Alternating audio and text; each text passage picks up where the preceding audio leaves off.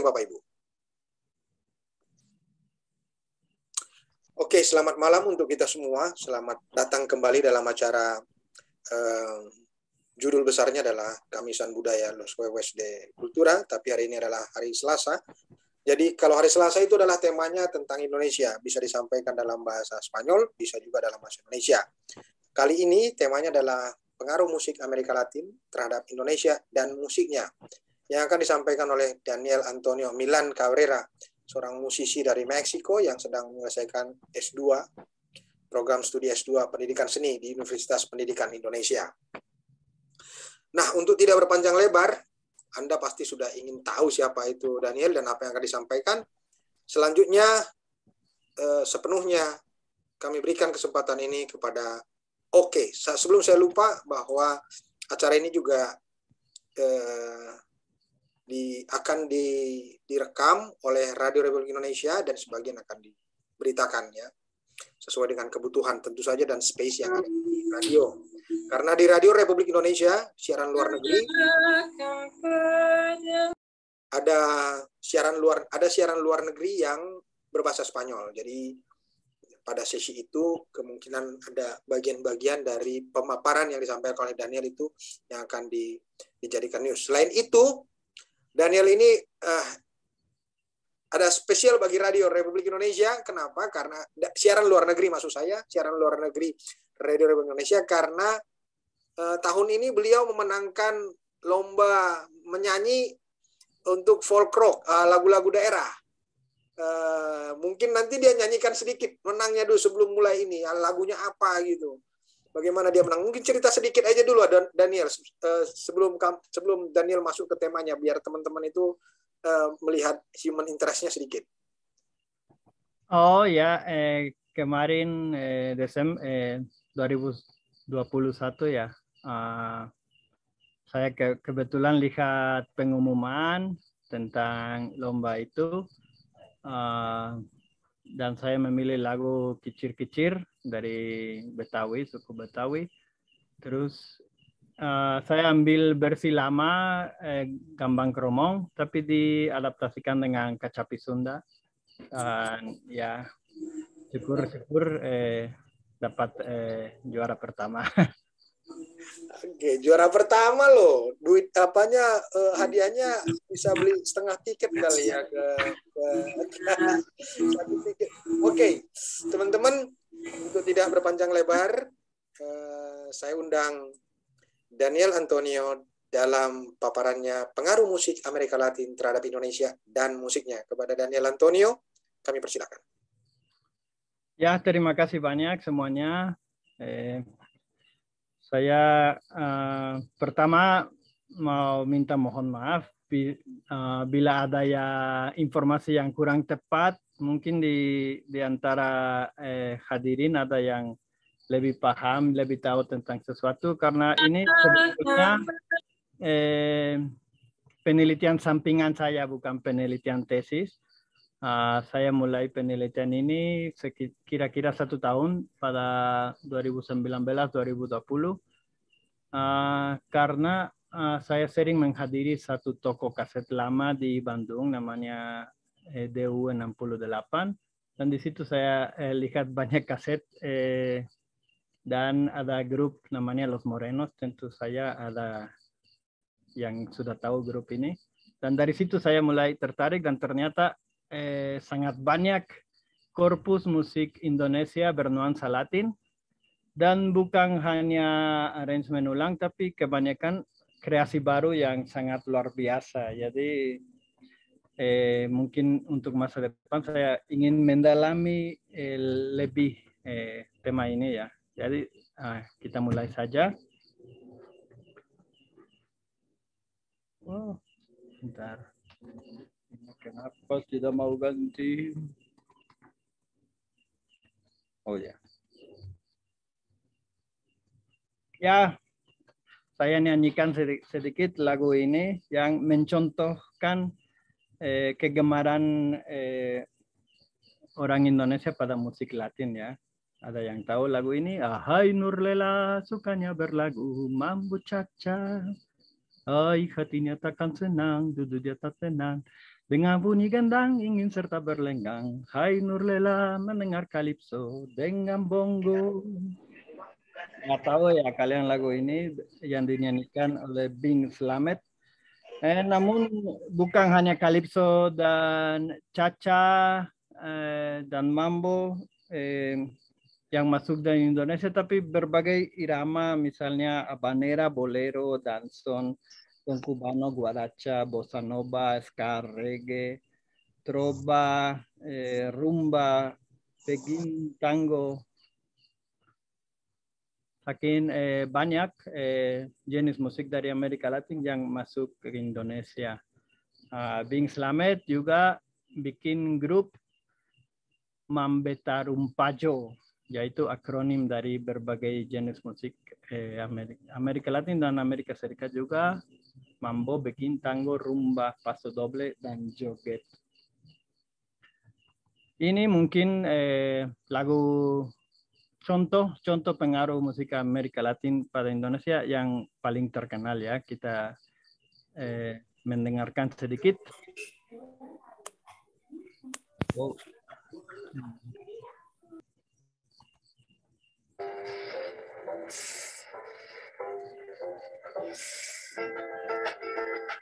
Cuando la tarde languidece se renace en la sombra y en la quietud los cafetales vuelven a sentir esta tristón canción de amor de la vieja molienda que en el letargo de la noche parece vivir. Cuando la tarde languidece se renace. Sudah tahu ya kalian lagu itu. Lagu ini namanya Moliendo Café yang dinyanyikan oleh Mario Suarez pada tahun 1958. Ini lagu asal Venezuela yang dimainkan dengan arpa, yaitu salah satu alat musik Spanyol yang sudah cukup mentradisi di berbagai negara Amerika Latin termasuk Venezuela. Dan lagu ini di-arrangement ulang oleh Fahmi Sahab sehingga menjadi kopi dangdut ya, kalian sudah tahu lagu itu. Terus contoh paling awal menurut Weintraub terdapat pada Arabic Rumba yang dinyanyikan oleh Sheikh Albar pada tahun 1937. Dan contoh terkini yang paling terkenal kita saksikan dulu sebentar. Oke.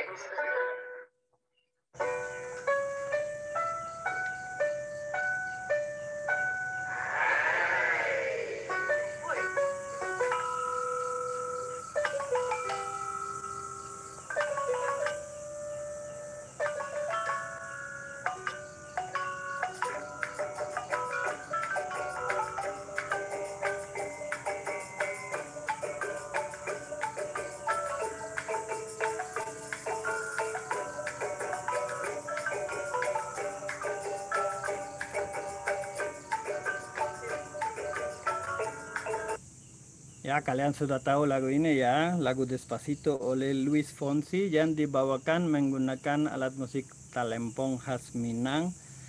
Lagu ini cukup mendunia sehingga sekarang adalah video yang paling banyak ditonton di YouTube. Terus setelah meledak lagu ini dengan irama reggaeton, berbagai musik lagu di Indonesia sudah mulai pakai irama ini, termasuk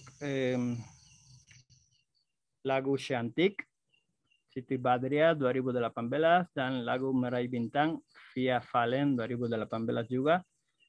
Namun genre ini cukup lama. Waktu saya SMP udah mulai booming di Meksiko, di Amerika Latin dengan El General asal Panama. Tapi mulai mendunia setelah lagu Gasolina oleh Daddy Yankee pada tahun 2004.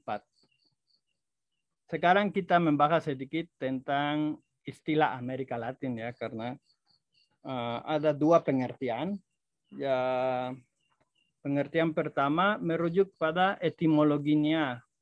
Jadi Amerika Latin sebagai lawan dari Amerika Saxon. Di sebelah kiri kita melihat Amerika Saxon, Kanada, Amerika Serikat, Bahamas, Guyana, dan di sebelah kanan kita melihat Amerika Latin, yaitu negara-negara yang menggunakan bahasa Latin atau keturunan dari bahasa Latin, yaitu Spanyol, Portugis, dan Perancis. Namun ada satu pengertian Amerika Latin yang lebih menyeluruh, yang merujuk pada sejarah dan budaya, yaitu negara-negara berkembang, sehingga misalnya Quebec, bagian Kanada yang berbahasa Perancis, tidak begitu termasuk budaya Amerika Latin karena mereka lebih dekat kepada Eropa, Amerika Serikat. Sedangkan Belize, Jamaika yang berbahasa Inggris atau bisa disebut masuk budaya Amerika Latin. Terus kita membahas sedikit tentang penduduk Amerika Latin yang mempunyai 4 akar. Yang pertama bangsa Amerindian yang datang dari benua Asia melalui 2 jalur, jalur Siberia dan jalur Samudra Pasifik, yaitu termasuk Indonesia ya, termasuk Nusantara. Terus bangsa Eropa, Spanyol dan Portugis yang mereka sendiri udah merupakan campuran ya antara suku-suku pribumi Semenanjung Iberia, suku Celt, suku Romawi, dan suku-suku Arab dan Timur Tengah, karena ya Islam menduduki Semenanjung Spanyol sekitar 700-800 tahun ya. Terus bangsa Afrika yang dibawa sebagai budak, terutama dari negara penjajahan Portugis, bukan penjajahan tapi perdagangan Portugis di Afrika Barat. Dan bangsa Asia yang pertama datang ya dari Filipinas melalui kapal Lanao de China yang setiap tahun menghubungi Manila di Filipinas dan Acapulco di Meksiko, dan mereka bawa berbagai orang Asia ke Amerika Latin. Ada yang bebas, ada yang budak juga, termasuk Tiongkok, Indonesia, Malaysia, India. Dan pada akhir abad ke-19, abad ke-20, bangsa lain mulai imigrasi ke Amerika Latin, termasuk Jepang, Yahudi, Turki, Arab, Palestina, Suria, Lebanon, dan Korea. Saya membahas ini karena nanti teori saya atau pendapat saya adalah bahwa selain karena musik Amerika Latin punya melodi yang bisa memengaruhi hati dan ritme yang mengajak berdansa, saya berpendapat bahwa ada banyak persamaan antara Amerika Latin dan Indonesia dari segi budaya dan sejarah, sehingga tidak begitu sulit bangsa Indonesia menerima musik Amerika Latin. Saya membahas sedikit secara umum ya, secara sangat umum, unsur-unsur musikal dalam musik populer Amerika Latin. Dari bangsa Eropa kita menggunakan melodi, harmoni, bahasa, tema, alat musik, ritme, bentuk. Dari bangsa Afrika, ritme, alat musik, dan pola antifonal, yaitu tanya jawab. Dan dari bangsa Amerindian tidak begitu terlihat di permukaan, tapi tersembunyi dalam makna kata, tema, rasa dalam permainan, ritme, warna suara, alat musik, dan bentuk musikal. Kalau di Amerika Latin, Spanyol lebih memengaruhi. Di Indonesia, Portugis yang lebih memengaruhi, tapi juga Spanyol ada di berbagai tempat ya, Sulawesi Utara, Tidore, Ternate, dan Portugis memengaruhi musik tradisional Indonesia termasuk keroncong, gambang kromong, di Batavia, tari Catregi, Jangere di Maluku, tari Catrelli di Manado, Kamat Capri di Minang, Mendu di Riau, dan Mamanda di Kalimantan Selatan. Jadi ada persamaan itu ya. Beberapa ciri musikal musik Spanyol dan Portugis pada zaman Renaissance, Barok, dan Romantis, yaitu waktu mereka menjajah berbagai negara. Ada tangga nada diatonis, mayor dan minor, harmoni modal dan tonal juga. Pada zaman Renaissance masih ada unsur modal. Pada zaman Barok udah mulai beralih ke musik tonal ya. Terus penggunaan alat musik dawai dan petik dan gesek, kontrapung, dan melodi atau cengkok hiasan lagu yang dipengaruhi oleh Timur Tengah. Jadi musik Spanyol dan Portugis sangat dipengaruhi oleh musik Timur Tengah. Jadi sama kan Islam juga memengaruhi berbagai musik di Nusantara. Jadi bisa dibilang ada dua pengaruh musik Timur Tengah di Nusantara melalui Islam langsung dan melalui musik Latin dan musik Portugis juga.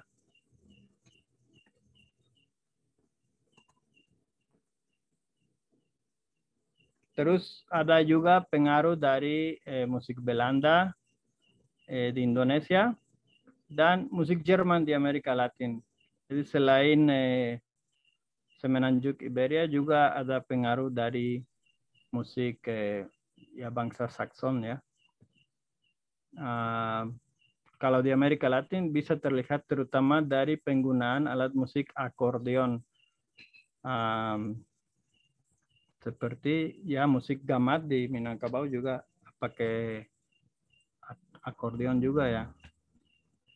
Dan di Indonesia pengaruhnya terlihat dalam nyanyian gereja yang memengaruhi musik tradisional. Terus ada persamaan antara Afrika dan Indonesia. A.M. Jones punya teori bahwa musik Indonesia yang memengaruhi musik Afrika.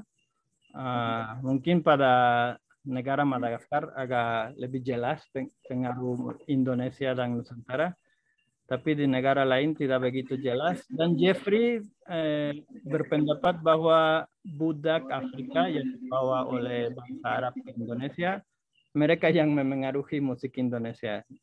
Jadi terlepas dari kebenaran kedua teori ini, memang ada persamaan antara musik Indonesia dan Afrika. Misalnya ritme 332, yaitu begini, yaitu dasar musik reggaeton tadi, dan juga pola ritmis bolero dari Kuba, yang juga memengaruhi misalnya pola bass dalam pop Sunda atau dalam pop daerah lainnya.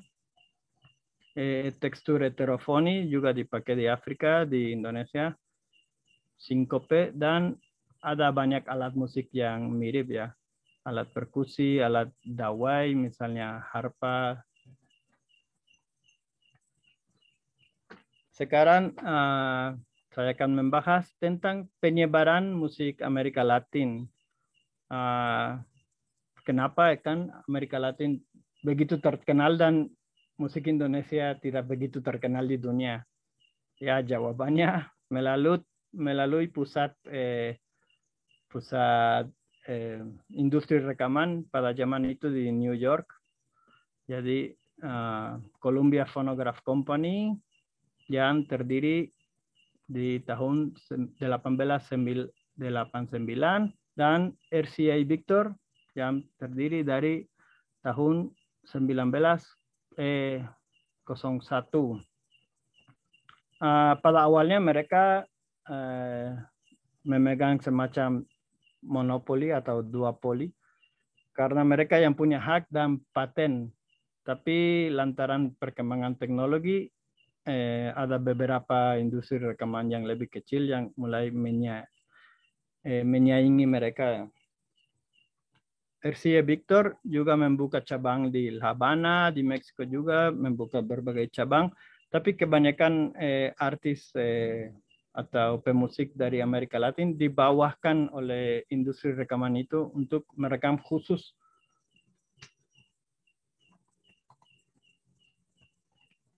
Jadi melalui rekaman itu musik Amerika Latin mulai memengaruhi Indonesia. Yang satu melalui rombongan teater komedi bangsawan dan Istanbul yang mengelilingi Malaya, Jawa, Sumatera, Singapura. Mereka mulai juga menggunakan musik Latin.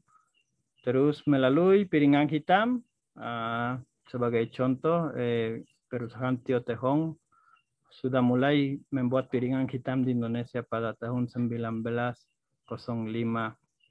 melalui radio dan melalui perfilman.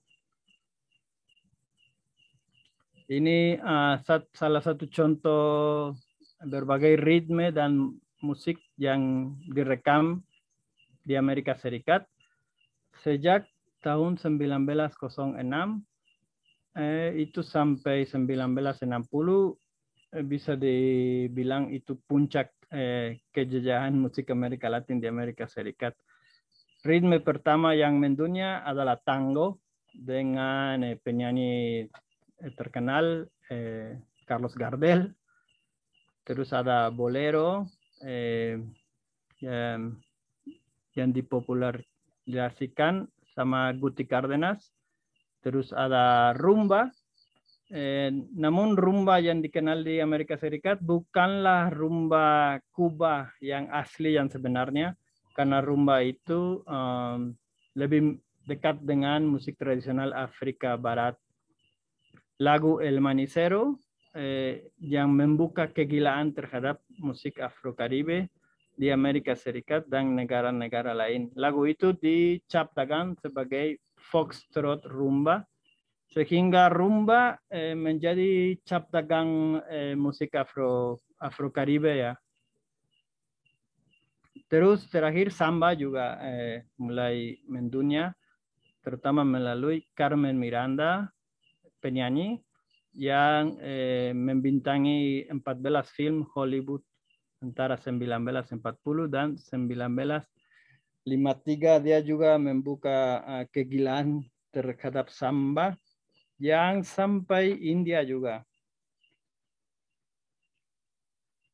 Terus musik Amerika Latin yang datang ke Amerika Serikat memengaruhi juga musik Amerika Serikat, misalnya timpan ali, ragtime, musik panggung dan film, rhythm and blues, musik country dan folk, rock and roll, New Orleans jazz, hip-hop dan Latin jazz. Ada satu penelitian bahwa band alat tiup brass, alat tiup logam dari Meksiko pada abad ke-19 sudah mulai main di New Orleans pada International Exhibition about kapas, dan mereka cukup memengaruhi kelahirannya musik jazz ya.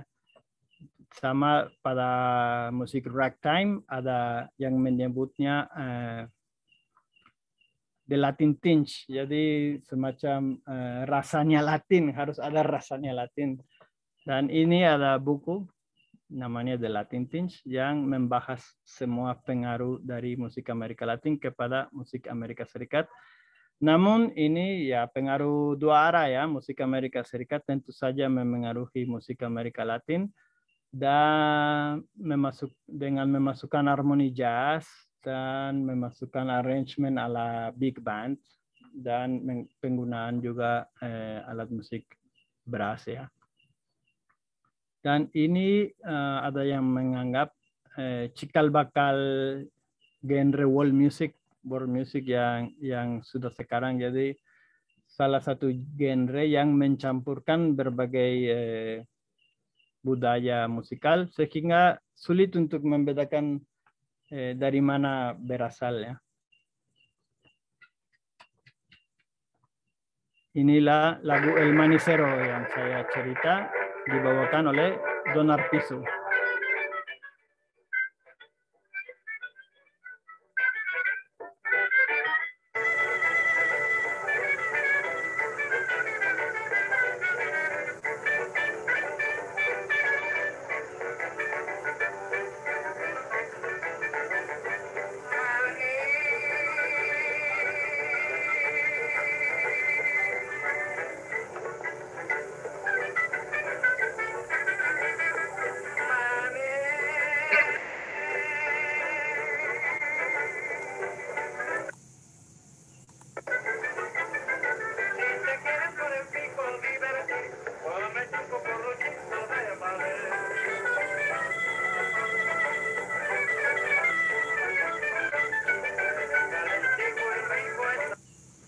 Jadi ini menceritakan seorang pegadang kacang tanah yang menggunakan yang dalam bahasa Spanyol disebut pregon. Jadi dia ya apa menjerit dagangannya ya. Kalau sekarang udah di sini udah pada pakai toa atau pakai rekaman, tapi dulu ya harus dinyanyikan atau dijerit sangat keras ya. Dan menurut saya ini memengaruhi misalnya lagu Borondong Garing di Sunda yang juga ya menceritakan pedagang Borondong Garing. Terus ini ada beberapa lagu yang cukup terkenal di dunia. Apakah ada yang kalian kenal?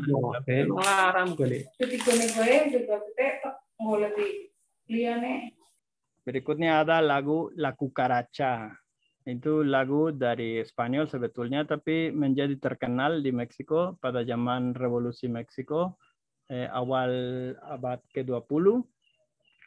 Awalnya dia ritme vals 3/4, namun pas datang ke Amerika Serikat dirubah menjadi 4/4 dan versi itu yang menyebar di dunia sehingga sudah menjadi bagian dari opera Batak dengan judul Tungkot Salagundi. Ini kita menyimak sedikit interpretasi dari grup Matanyari.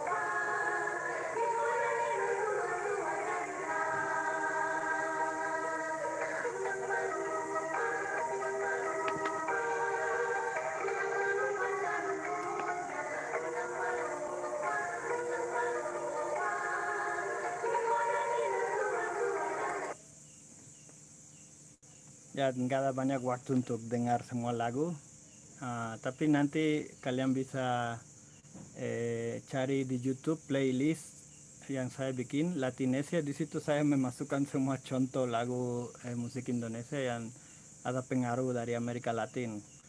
Terus ini berbagai nama musisi yang cukup berperan dalam penyebaran musik Latin di dunia. Ada yang kalian kenal?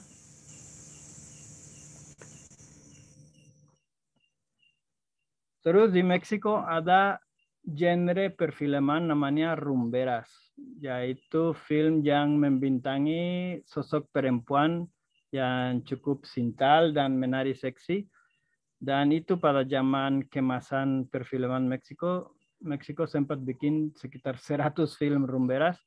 Dan nanti kita akan melihat bagaimana memengaruhi ya. Ini salah satu contoh dari film Noche de Ronda yang dibintangi oleh Maria Antonieta Pons, penari dan aktris dari Kuba.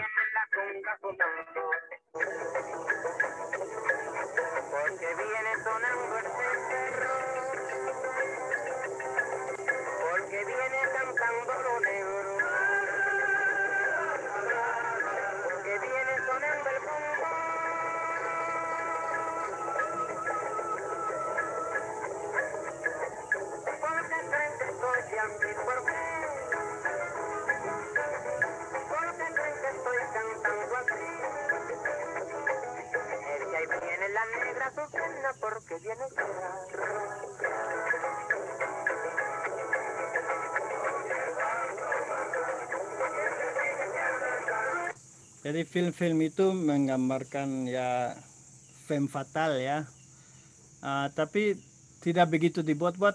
Memang mereka dipengaruhi oleh kehidupan malam yang di kota Meksiko, di Kuba, di Perancis juga yang suka ada pertunjukan-pertunjukan gaya begini. Cuman pasti dalam perfilman ya ditambah, jadi lebih mewah. kita lihat sekarang salah satu pengaruh ya di India ini film Albela tahun 1951. Musiknya dari Ramchandra.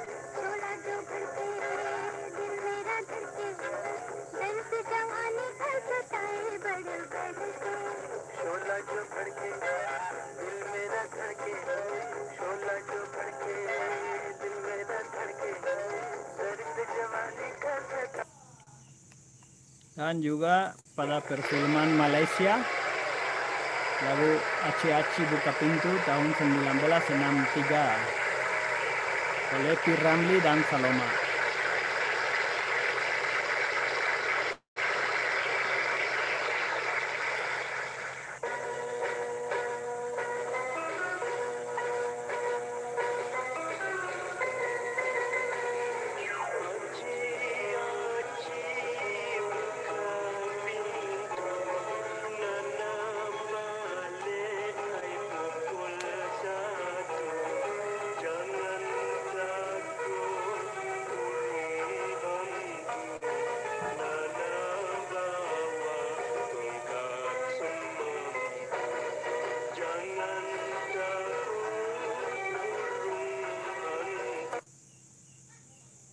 Dan di Singapura juga musik Amerika Latin memengaruhi musik ronggeng. Ini ada cuplikan dari The Straits Time tahun 1949. Irama-irama baru dari Amerika Latin membanjiri Malaya setelah perang. Di mana-mana di Malaysia, di Malaya terjadi kegilaan terhadap samba dan rumba dan popularitas tarian nasionalnya sangat menurun. Pemilik ronggeng yang hampir bangkrut mencari cara baru untuk menarik langganan namun tanpa berubah suasana pesta ronggeng Melayu. Pada awalnya mereka mengembangkan musiknya dengan menambah pemusik dan berubah ritmenya secara bertahap. Lalu tiba-tiba penaklukannya sudah lengkap. Rumba, samba, dan conga menduduki ronggeng. Joget modern terlahir. Dan ya tentu saja perfilman India, Malaysia juga datang ke Indonesia dan juga mempengaruhi musiknya. Dan perfilman ada 3 contoh film yang Indonesia yang tentang unsur musik Latin, Tiga Darah, Asrama Darah, dan Bing Slamet Tukang Beca. Ini cuplikan dari Asrama Darah tahun 1958.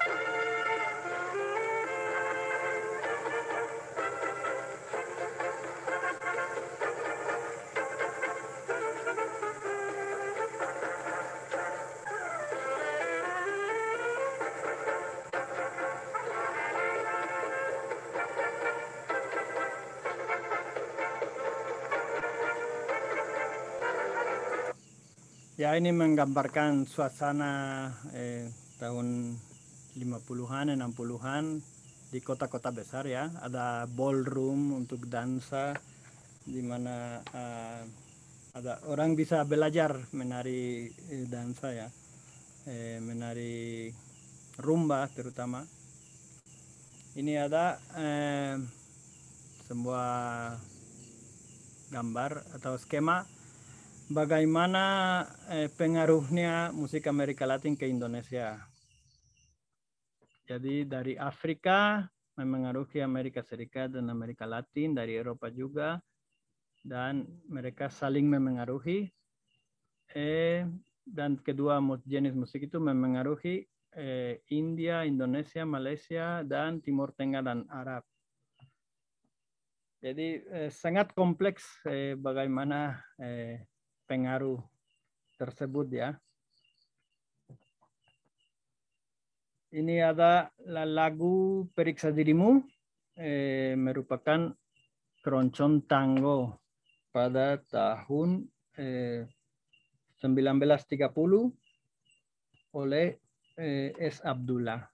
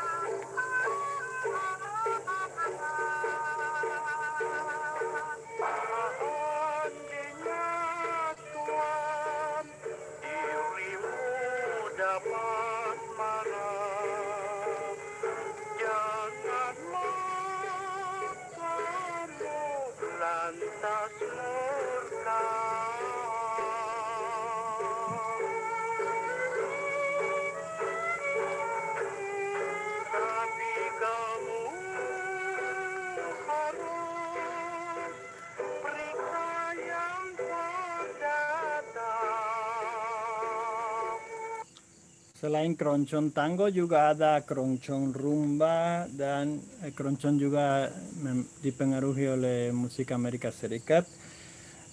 Sehingga terjadilah polemik, ada yang bilang ini bukan keroncong.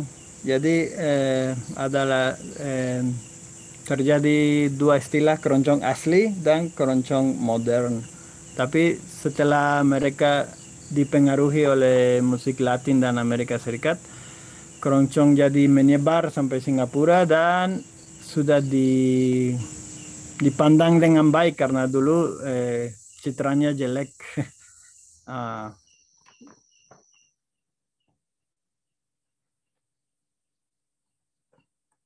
Sini apa? Oh, ini keroncong rumba.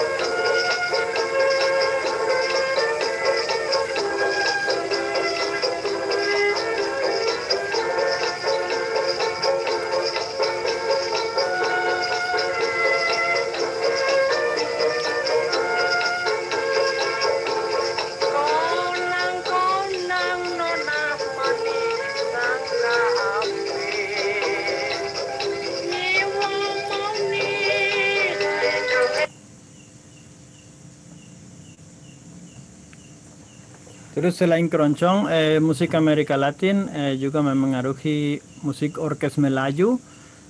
Menurut Weintraub, orkes Melayu mencampurkan unsur-unsur musik Melayu, Barat, Amerika Latin, India, dan Timur Tengah, sehingga menghasilkan sebuah kategori fleksibel yang terus berubah dan berkembang, yaitu Melayu. Dan menurut Weintraub juga, musik orkes Melayu bisa dibagikan 3 gajah. Orkes Melayu asli di Medan yang dipengaruhi oleh musik Melayu Delhi dan Malaysia. Terus orkes Melayu modern di Jakarta yang dipengaruhi oleh Bollywood, dan pada tahun 1970-an berkembang menjadi musik dangdut. Dan orkes Melayu di Surabaya yang dipengaruhi oleh musik Timur Tengah. Orkesnya sangat banyak dan yang saya mencatatkan di sini yang khususnya ada pengaruh musik Latin ya, karena selain itu ada banyak lagi. Jadi secara umum ya unsur musik Latin dalam musik Indonesia termasuk penggunaan bongo, conga, maracas, claves, piano, dan trompet. Terus arrangement lagunya dengan motif paduan alat musik tiup logam atau ensemble gitar khas Latin seperti pada grup Los Panchos. Terus harmoni dan melodi tonal khas Latin dan ritme ya berdasarkan ritme clave, habanera, quintillo, dan sincopase. Ritme clave yaitu ini ya, yang sangat ciri khas dari musik Kuba. Habanera juga dari musik Kuba, ritmenya gini. Tarak, tam, tarak, tam. Terus ritme quintillo, tatang, tatang, tan, tatang, tatang.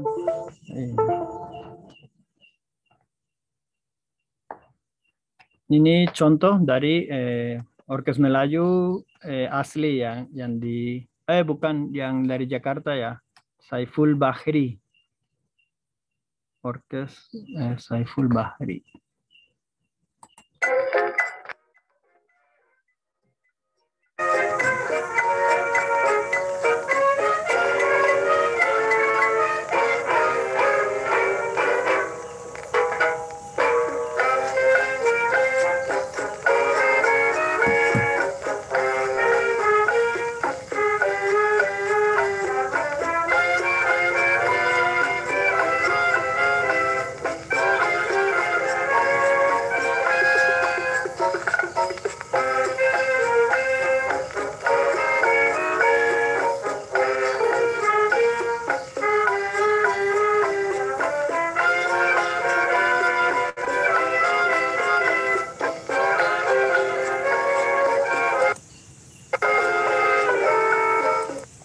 Ya ini kualitasnya menurut saya sangat bagus.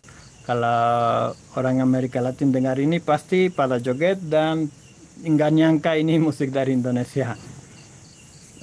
Mereka bisa meniru dengan sangat bagus gaya Amerika Latin. Terus setelah melihat kesuksesan Orkes Melayu juga musisi dari suku Minang mulai menggunakan musik Latin ya. Menurut Asbon, yaitu pimpin Orkes Gumaran, mereka memasukkan unsur Latin untuk supaya disukai oleh orang yang bukan suku Minang ya. Dan menurut Eli Kasim, ya ada kutipan, meski musiknya Latin, lagu dan syairnya menyatu. Intonasi, cengkok, cara nyanyi Gumarang itu Minang sekali. Kalau lirik diterjemahkan ke bahasa Indonesia akan terasa tidak mengena dan janggal. Gumarang itu tonggak lagu-lagu pop daerah. Dialah yang mengangkat lagu daerah menjadi terkenal. Karena selain musik tradisional Minang, mereka juga menyanyikan musik dari berbagai daerah di Indonesia ya. Jenis musik ini juga dikenal sebagai mambo Minang atau Minang mambo. Namun mereka bukan menyanyikan membawakan mambo yang sesungguhnya beda sekali. Mereka lebih dipengaruhi oleh musik ya, Cubano atau rumba yang di Amerika Serikat itu. Di antara penyanyi tersohor ya Oslan Hussein dan Mus DS sama Eli Kasim.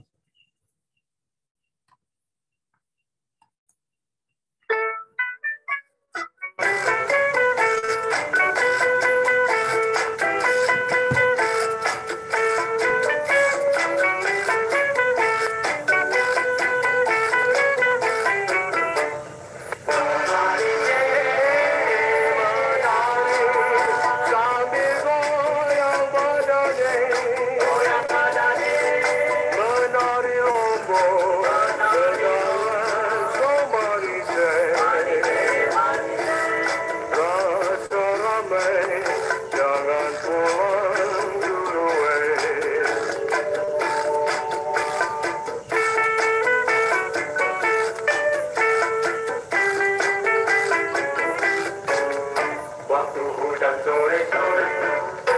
Misalnya ini lagu dari Maluku, cuman dibawakan oleh Orkestra Lunaria dari Minang. Dinyanyikan oleh Oslang Hussein. Dan ya daerah-daerah lain di Indonesia mulai memasukkan unsur Latin. Ini ada berbagai contoh ya, nama grup, nama orkes di Sumatera Utara, Banjar, Kalimantan Selatan, Makassar, Maluku, dan Sunda. Namun saya belum teliti, tapi pasti ada daerah lain yang memasukkan juga musik Amerika Latin.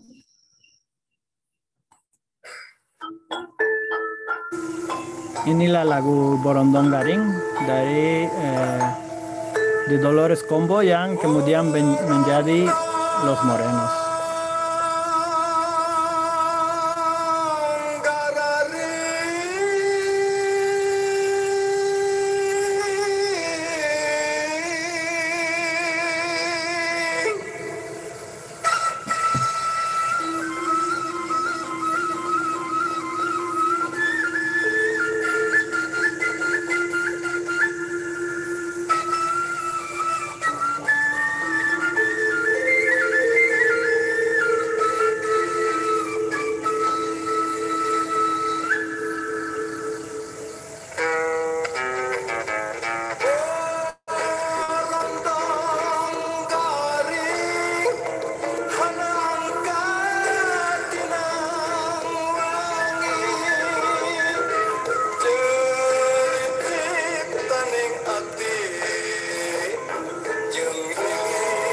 Di sini udah ada pengaruh musik kumbia di sini.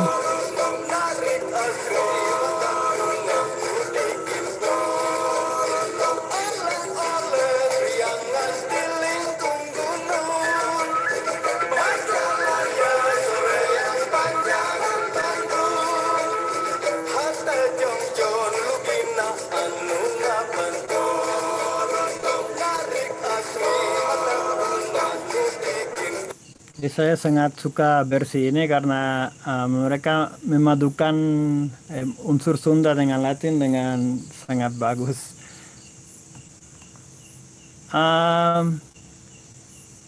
Pak Adben, bagaimana waktunya? Karena terima kasih Daniel, itu masih ada yang harus dibahas, tapi nggak tahu.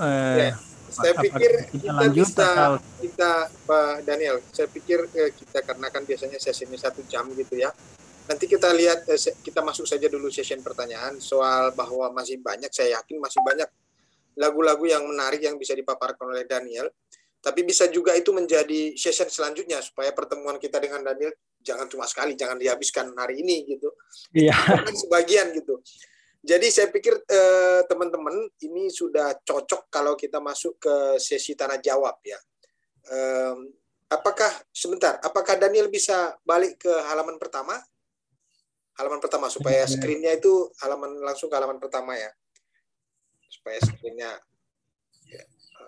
Oke, halaman pertama supaya screen-nya lebih, kalau teman-teman yang bertanya nama apa segala macam udah langsung kelihatan. Oke. Ya. Terima kasih.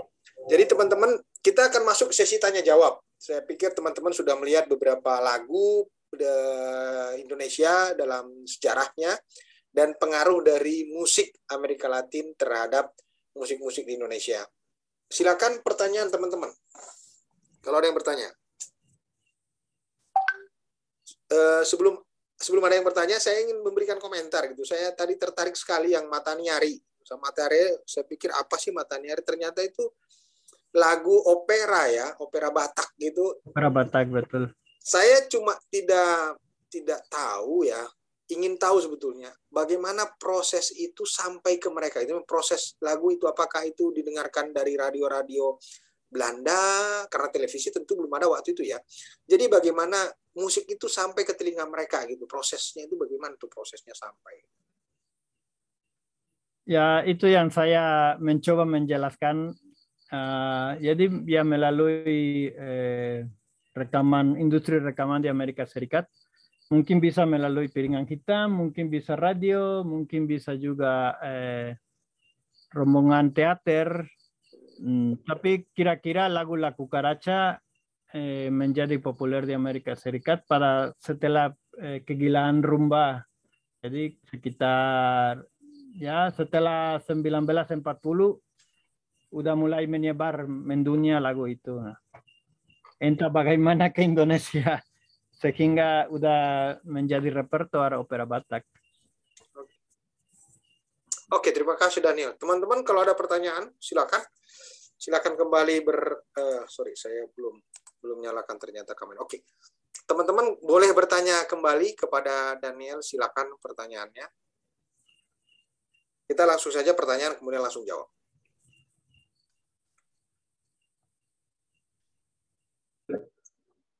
Yo quiero preguntar, Oke, silakan.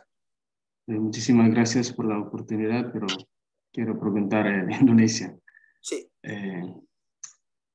Apakah menurut hasil studi Pak Daniel, apakah ada pengaruh musik Amerika Latin juga terhadap musik yang ada di NTT, di Nusa Tenggara Timur?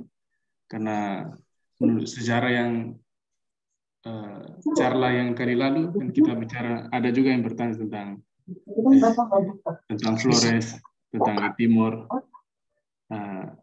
Karena kebetulan waktu itu dalam sejarah orang-orang Spanyol juga pernah singgah ke NTT, apakah mereka juga membawa pengaruh musiknya ke Flores, ke Timor, dan daerah NTT yang lainnya?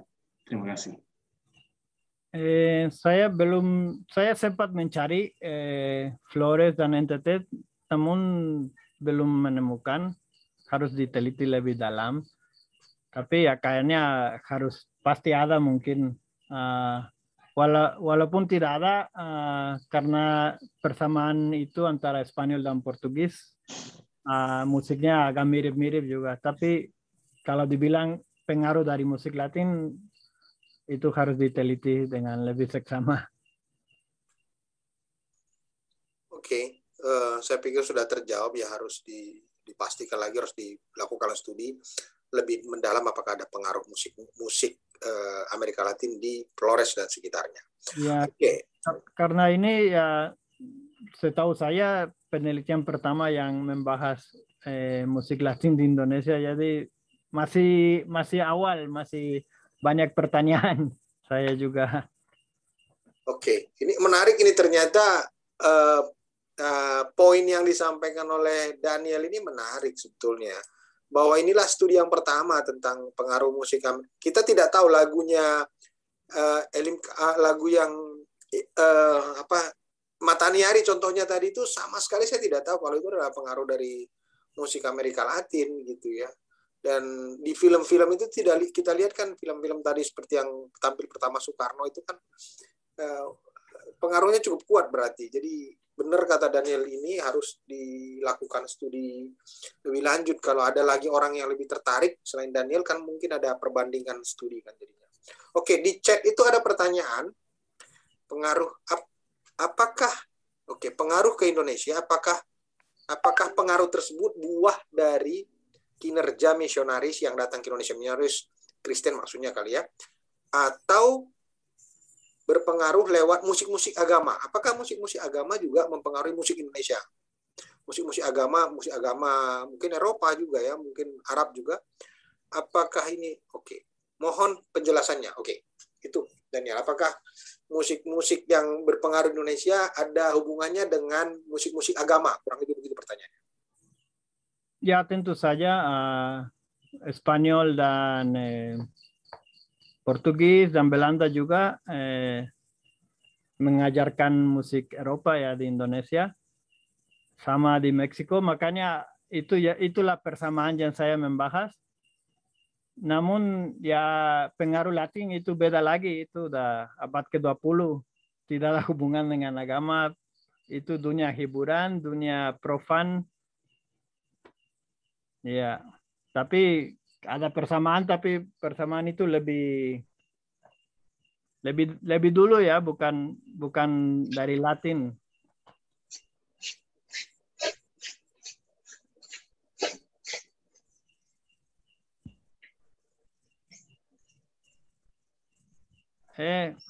Kurang terdengar Pak, itu di mute. Ya, maaf.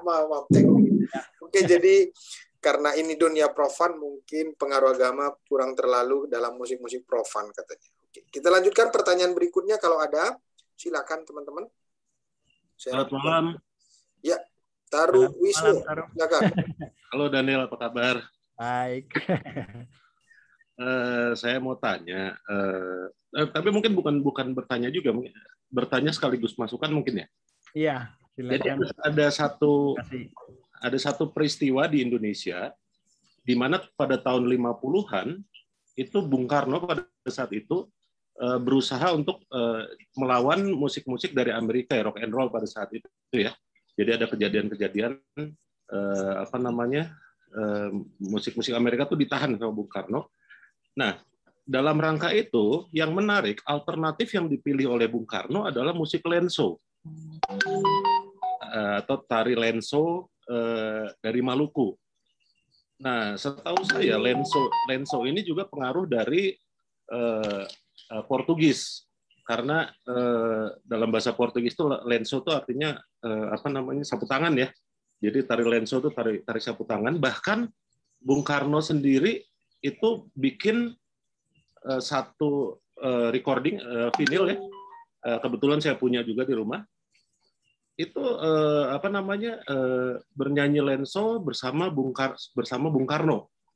Ya. Ada ya, Daniel tahu ya? Ya, mari bersukaria dengan tari lenso. Itu. Ya. Jadi ini menjadi sangat menarik karena artinya kan tidak bisa dipungkiri bahwa secara politis juga ada intervensi dari Bung Karno untuk mempopulerkan musik musik Latin di Indonesia. Nah, pertanyaan saya sebenarnya, apakah lenso ini masuk ke dalam kriteria musik Latin atau tidak gitu loh? Itu, Daniel. Ya, terima kasih Taru. Ya, saya juga berterima kasih kepada beliau karena dia kolektor dan saya bisa mendengar banyak contoh musik Latin di rumahnya. Ini seperti yang saya menjelaskan tadi, ada kemiripan musik karena Portugis dan Spanyol hampir mirip, cuman kemiripan itu lebih dulu dari pengaruh Amerika Latin.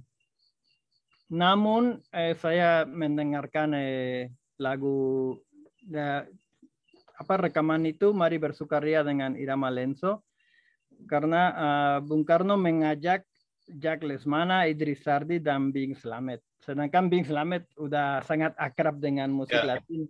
Betul. Jadi rekaman itu tetap ada pengaruh musik Latin. Menurut saya ya, karena saya bisa membedakan, ini memang unsur Portugis dan ini ada unsur Latinnya, terutama dari hal ritme ya. Jadi tetap tidak bisa menghindari pengaruh Latin. Namun menurut saya Soekarno lebih sasaran kepada rock and roll ya. Kalau Latin dia bahkan saya yakin pasti dia suka.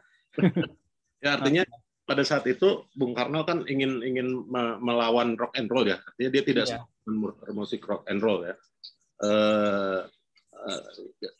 Yang dia pilih adalah musik lenso itu gitu kan.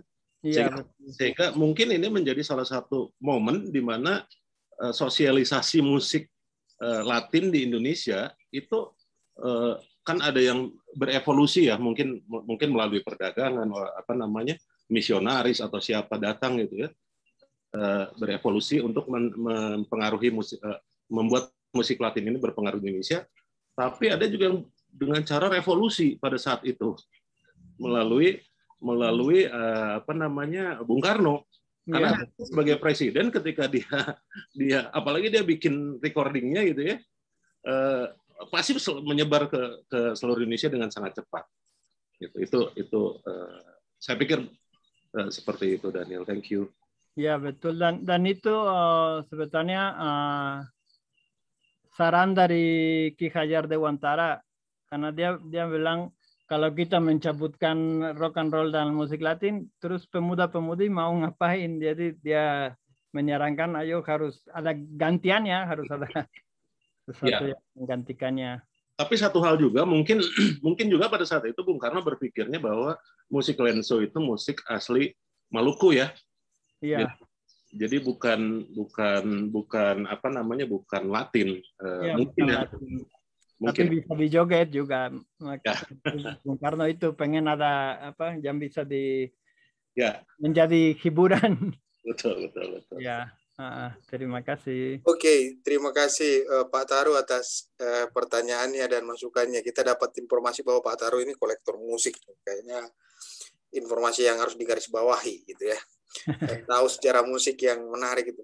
Kalau tidak salah, saya nggak tahu apakah ada hubungannya. Itu kalau tidak salah, Soekarno itu sudah 3 kali ke Meksiko. Apakah itu ada kaitannya? Tidak, saya nggak tahu. Kemudian yang kedua, itu minggu lalu kan kita membahas sejarah Tidore, Ternate, dan Spanyol, gitu ya, Maluku dan Spanyol pada tahun 1521-1677. Menurut Antonio Blanco, peneliti itu, bahwa ketika ada bantuan serdadu untuk membantu Amerika, untuk membantu Spanyol merebut, katakanlah melakukan kolonialisasi di Maluku, itu bantuan soldiernya, bantuan serdadu itu datang dari Meksiko. Bukan dari Spanyol, karena jauh lebih dekat gitu. Dari Spanyol, dari Meksiko masuk ke Filipina, dari Filipina ke Indonesia. Apakah irama-irama musik yang dibawa oleh serdadu-serdadu dari Meksiko itu nyampe juga gitu? Apakah ada pengaruhnya ke lenso itu nantinya gitu? Itu kan bisa kalau jadi. ada yang suka ngulik-ngulik sejarah itu bisa menarik gitu loh. Bisa jadi ya. Itu mungkin catatan saya ya, nyambung yang sebelumnya gitu. Karena lenso kan dari Maluku kan. Oke, saya sudah ada peserta yang raise hand, itu Pak Martinus Tali. Ini aktif banget ini, saya sudah catat namanya. Nanti akan saya minta nomornya nih. Saya minta nomornya langsung ke Bapak mungkin di chat room ya Pak ya, karena Bapak selalu aktif. Oke, Pak Martinus, monggo Pak. Silakan Pak. Adelante.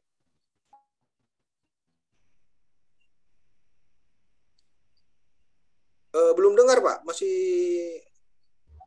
Pak Martinus, kami belum dengar, Pak. Bagi saya sangat belum lagi, Pak. Sangat menarik itu. Belum?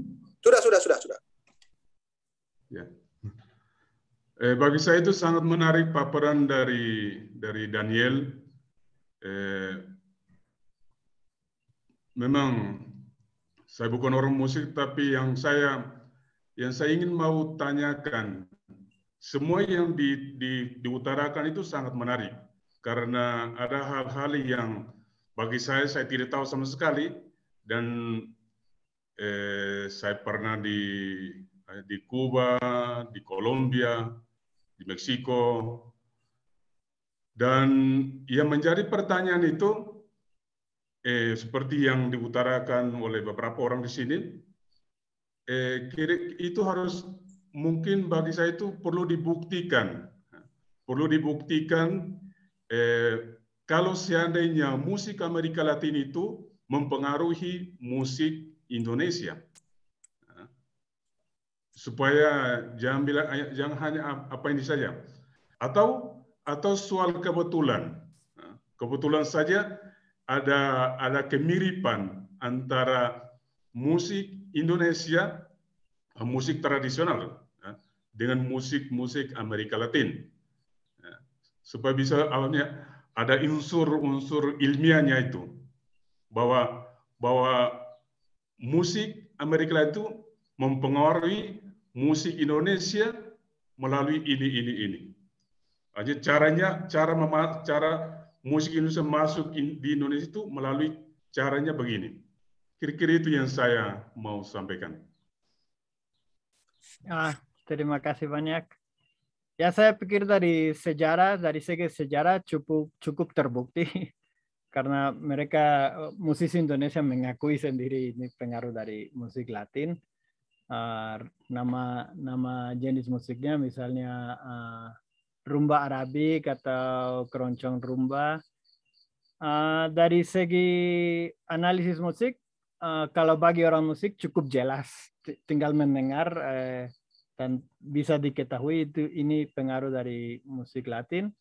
Namun untuk membuktikannya secara lebih ilmiah, dan itu saya ingin melakukan mungkin suatu saat, melakukan analisis musik yang dan lebih rinci ya. Apa unsur musik yang dimasukkan dalam musik Indonesia, menganalisis lagu dan lain-lain.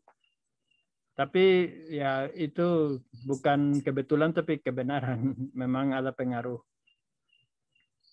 Karena musik Latin memengaruhi bukan hanya Indonesia, tapi ya hampir seluruh dunia bisa dinyatakan musik Latin menyebar melalui New York, melalui London, melalui Los Angeles. Ada contoh di Jepang juga, ada berbagai contoh bagaimana tango memengaruhi Jepang. Afrika juga tentu saja Afrika dipengaruhi juga. Menarik sebetulnya Daniel paparannya bahwa pola alur pengaruh itu ketika sukses di Amerika, begitu sukses musik Latin atau irama Latin di Amerika, itu dengan sendirinya akan mempengaruhi dunia. Itu mungkin seperti itu gitu ya.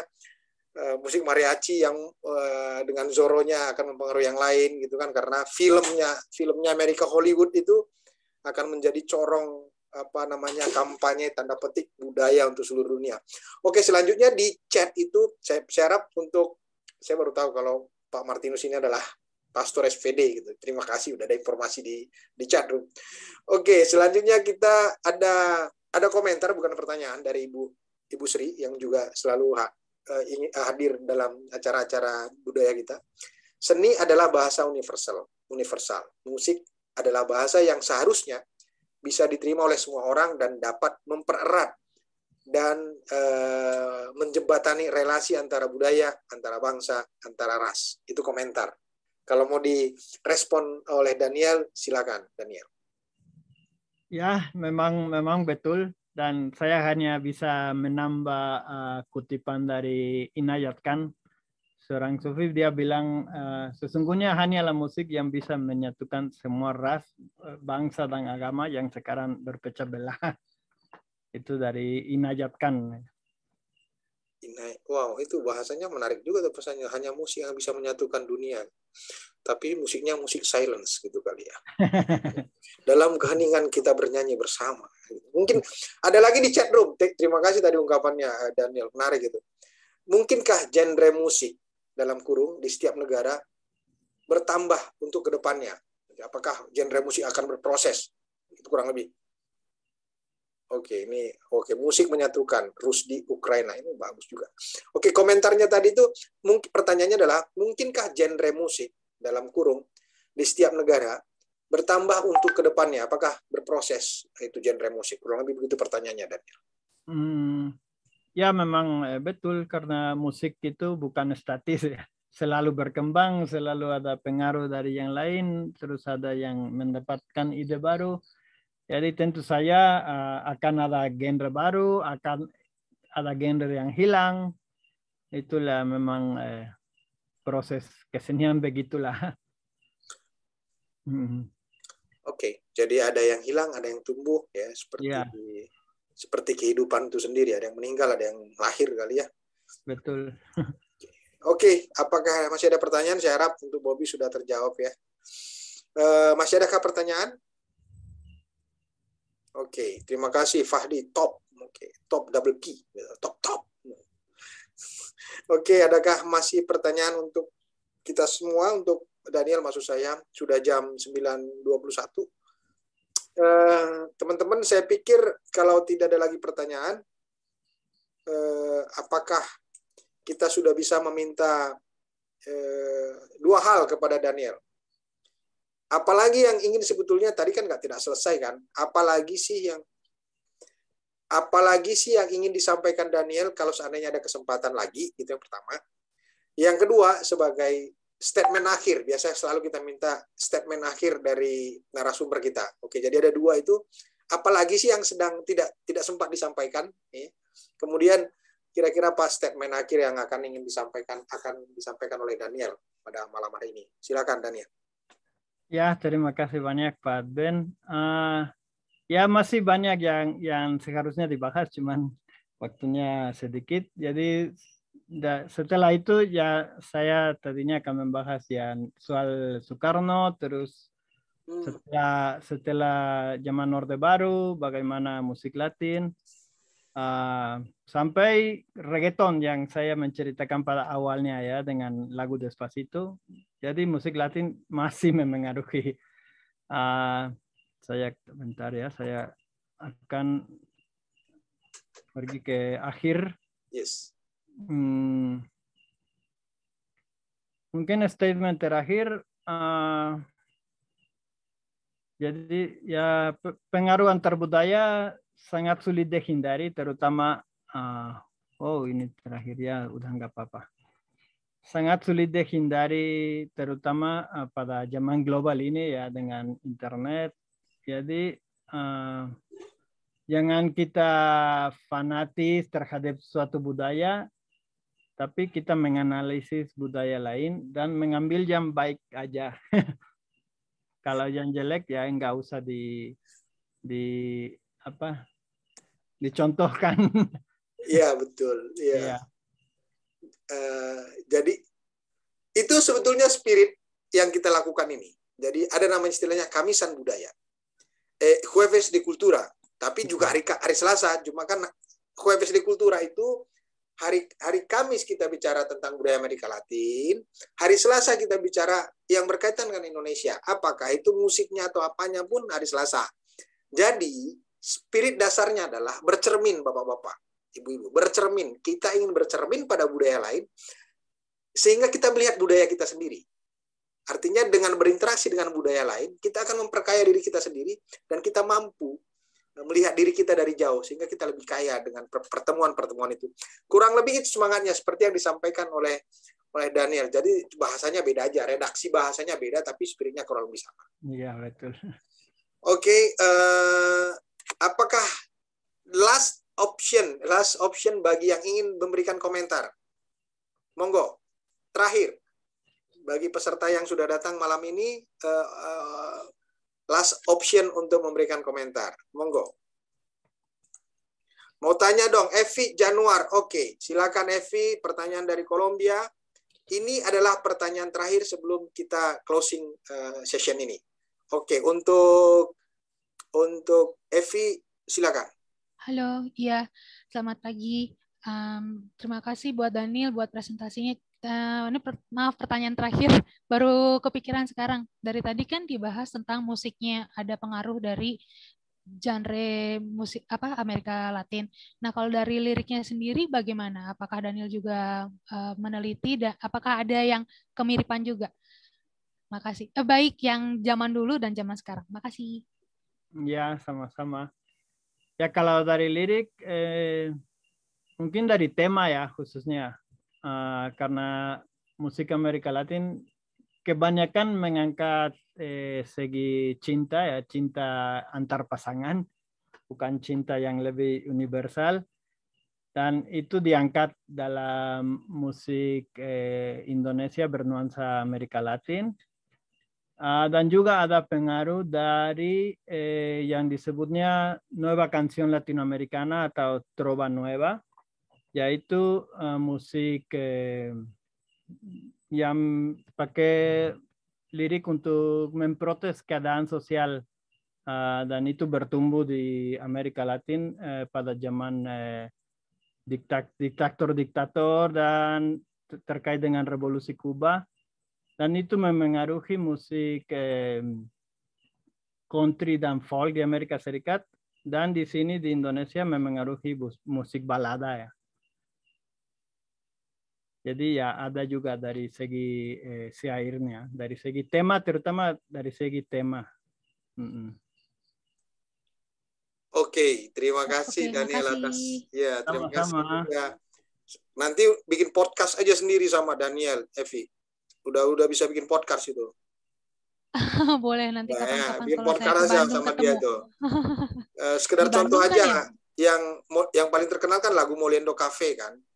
Ya, kopi dangdut lah, masih ada mirip-miripnya tapi nggak mirip banget lah. Mirip-mirip ada diadaptasi ke Indonesia, cuma ada kafe-kafenya kan, kopi-kopinya. Oke, Bapak Ibu, terima kasih banyak atas kehadiran, especially untuk Daniel yang sudah mempersiapkan dengan sangat bagus. Dan kita masih ada session kedua mestinya ya. Nanti kita akan cari session kedua. Karena yang menarik ada sebetulnya lagu modern Indonesia itu ternyata dipengaruhi oleh genre musik Amerika Latin. Despacito itu katanya dia ini mempengaruhi lagunya Via Valen kan ya, yang si Games ya. Nah itu juga mungkin genre-genre begitu. Untuk nextnya mungkin kita bisa bahas lagi Daniel ya dalam modern gitu ya, musik Indonesia modern, pengaruh dari musik Amerika Latin. Nah sebelum mengakhiri sesi ini saya ingin memberikan beberapa pengumuman untuk minggu depan, minggu ini. Waduh, ini kita memang seperti kejar tayang ini kayaknya kayak ini. Minggu ini hari Kamis ya, jam 8 kita akan sesinya adalah Semana Santa. Ini Pak Victor dan Pak Martinus mestinya sangat paham ini Semana Santa. Tapi dari Spanyol, Pak, dari Valladolid. Itu bagus sekali itu. Semana Santa di Valladolid itu ya not the best but one of gitu ya. Jadi sangat menarik gitu, bisa mengetahui apa yang dilakukan, latar belakangnya seperti apa, sejarahnya seperti apa, itu sangat menarik. Saya itu mengikuti itu dari Semana Santa Sevilla, Semana Santa di beberapa kota di Spanyol saya ikuti dan menarik kalau Anda bisa memahaminya gitu. Dan pengaruhnya nanti di Flores itu kan sangat penting itu. Bagaimana Semana Santa di Flores. Jadi ada Semana Santa tanggal 10, hari Kamis. Tanggal 17 ada Gastronomia Colombiana. Kita kerjasama dengan Kedutaan Kolombia di sini. Kemudian ada bulan April juga sudah ada. Itu kita bicara dengan Che Guevara dari Museum C. Langsung dari Museum C. Ya, museum dari Argentina. Kemudian tanggal 21 ada Chili. In general. Kemudian ada tanggal 28 April itu Refranes Colombianas. Jadi sebetulnya kita sangat open bagi ide-ide apapun, tema-tema apapun, karena ini maybe long life ya. Maksudnya ini bukan cuma bulan ini, tahun ini, enggak. Ini sebuah rumah bersama dan semua orang bisa menyampaikan apa sih yang ingin kita sharingkan. Ini kan berbagi budaya, bercermin budaya dari orang lain. Jadi, oh ya, saya lupa mengatakan bahwa masih ada bulan Mei, kita sudah ke bulan Mei, Pak Martinus, Pak Victor. Kita ada Historia del Islam di Spanyol, bulan Mei. Kemudian ada 2 poin penting dari Meksiko. Ini teman-teman mesti bantu dari Meksiko. Yang pertama itu Historia de Chocolate. Kita butuh orangnya, itu orangnya kemarin itu tidak bisa tanggalnya, jadi temanya sudah masuk dalam agenda tanggal 19 Mei, tapi tidak ketemu orangnya. Yang kedua itu adalah, tapi itu tidak berkaitan langsung, tapi tetap ada kaitan dengan Meksiko, Tepache. Kita akan membicarakan Tepache untuk orang Indonesia, karena lagi booming eco-engine di Indonesia, jadi kita akan bicarakan Tepache. Sekali lagi inilah bagian dari pertukaran budaya, ini rumah kita bersama gitu Bapak Ibu ya, ini bukan milik saya menginisiasinya dari awal, saya ingin menjadi milik kita bersama gitu. Jadi bukan rumah saya, rumah kita lah gitu. Nuestra casa. Kalau mi casa itu cuma sepak bola Meksiko, tapi kalau Indonesia nuestra casa. Mi casa es tu casa. Nuestra casa. Tapi mi habitación es mía sola, no entre mi habitación, Jadi rumah kita bersama, tapi kamarnya milik saya sendiri. Jangan masuk kamar saya. Oke, Bapak Ibu, Pak Victor, terima kasih banyak. Lain kali kalau bisa murid-muridnya ikut juga, Pak. Iya, nanti saya undang. Ya, supaya lebih ramai, Pak ya. Jadi interaksinya jauh lebih enak. Pertemuan-pertemuannya kita bertemu bisa menjadi suatu saat pertemuan off kan, jadi bisa long relationship gitu loh, Pak. Itu tadi Ibu Evi itu suaminya itu murid saya dari Kolombia dia. Astagfirullahaladzim, ini dia. Bertemu kita di Zoom. Jadi tidak lagi pepatahnya apa namanya, ikan di laut bertemu dengan garam di gunung, garam di laut bertemu dengan asam di kuali, enggak lagi. Ya. Evi di Kolombia, Victor di Meksiko bertemu di Zoom. Oke. Saya terima kasih banyak sekali lagi. Selamat pagi Pak Victor. Oh iya. Iya. Jam 8 Pak ya di Meksiko Pak ya. Ya start jam 8. Ya, sudah harus Only lah. Jadi saya pikir sudah bisa dapat gambaran Pak Victor dan Pak Martinus, any kind of ideas Pak ya. Ide apapun kita sangat terbuka. Untuk hari Selasa itu hampir kosong gitu. Apakah tema yang berikutnya untuk hari Selasa depan? Saya belum ada Pak.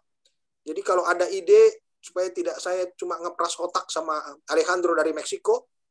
Jadi Alejandro ini partner setia gitu, pasangan setia. Gitu. Alejandro Martinez itu musisi dan penulis itu. Dari Meksiko juga, ini kan banyak sekali orang Meksiko di sini. Meksiko itu menjajah Indonesia nantinya ya. Atau sebaliknya Indonesia akan menjajah Meksiko atau jajah-jajahan gitu. Oke. Asal jangan perang seperti Ukraina sama ini. Joke. Teman-teman, jadi sekali lagi saya Advent Tambun dan teman-teman yang lain, Alejandro dan juga Fuad yang sudah mulai bergabung, mengucapkan banyak terima kasih khususnya pada Daniel yang sudah mau berbagi dan kepada teman-teman yang sudah meluangkan waktunya. Kalau ada masukan, frankly speaking kepada saya sangat terbuka, masukan apa yang harus kita bahas, kita akan agendakan gitu ya. Dan untuk hari Selasa depan saya belum ada temanya. Kalau tidak ada tema, biasanya saya berikan kelas bahasa Indonesia gratis. Karena tidak ada tema. Oke, sekali lagi session foto bersama, harap dibuka kamera please. Fuad boleh ambil foto atau Alejandro? Fuad tolong dibantu deh untuk foto. Ya. Ya. Oh ada Floren juga ya. Floren Pak. Hola Pak Victor. Telat Flo, kita udah mau pergi, madingnya udah naik. Maaf, baru selesai ngajar. Dia sambil tiduran lagi itu. Iya, udah keren. Udah jam 10:30 di sini. Bapak Ibu sekalian, yang penting Anda berpakaian sopan, tidak masalah. No, just a joke, Flo. Just a joke, ya. Just a joke. Oke, foto sessionnya. Sessionnya, Fuad, apakah sudah sessionnya? Dihitung dong, 1, 2, 3-nya gitu loh. Fuad, are you ready, man? Ya, vamos. Vamos. ¿Con qué? ¿Con sonrisa o con...? Padre Martin. Ibu Ani dari Padang. Waduh, ini atasan saya ini, Bapak Ibu. Saya sorry, sebentar. Saya harus ganti background saya. Kalau nggak saya nanti dipecat gitu. Nah, saya udah ganti background, Bu. Ibu Ani, saya udah ganti background. Oke, sip. RRI Padang. Nih, Bu. Ibu kalau mau wawancara udah ada nih. Ada yang dari Kolombia. Ya, boleh. Tadi saya tertarik tadi sama apa yang ada pengaruhnya sama musik Minang. Mungkin nanti bisa wawancara. Nih, jadi beliau ini adalah Kepala Stasiun Radio Republik Indonesia. Bukan kepala, saya kepala bidang programa. Sama aja lah Bu, kepala itu. Dan beliau ini atasan saya di siaran luar negeri. Jadi kalau dia perintah, saya harus mau. Aduh. Ini saya ini sedang dipantau ini bahaya ini. Jangan-jangan lari dari rel. Jadi sekali lagi Bu Ani, terima kasih banyak udah hadir Bu. Saya sangat hormat kehadiran Ibu. Iya, sama-sama Pak. Oke, kembali ke Pak Fuad. Gimana Pak Fuad? Ready? Ada Flo. Apa kabar Flo? Saya adalah pantai kamera. Saya adalah kamera. Oke, sonrisa.